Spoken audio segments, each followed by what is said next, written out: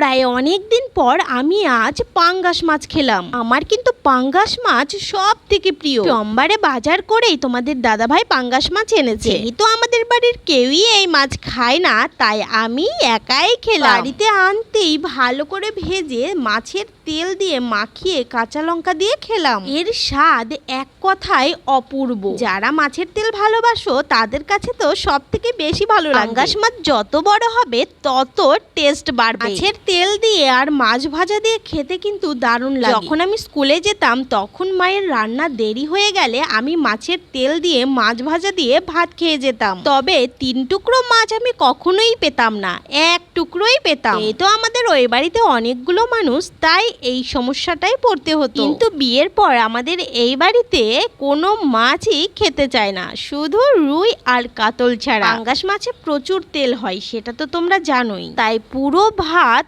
তেল তেল হয়ে গেছে, খেতে বেশ ভালো লাগছিল। খাওয়ার সময় কোনো ভাবনাই কাজ করে না, মনে হয় শুধু খেয়ে যাই। খাওয়ার পরে মনে হয় এতটা পরিমাণ তেল না খেলেই পারতাম।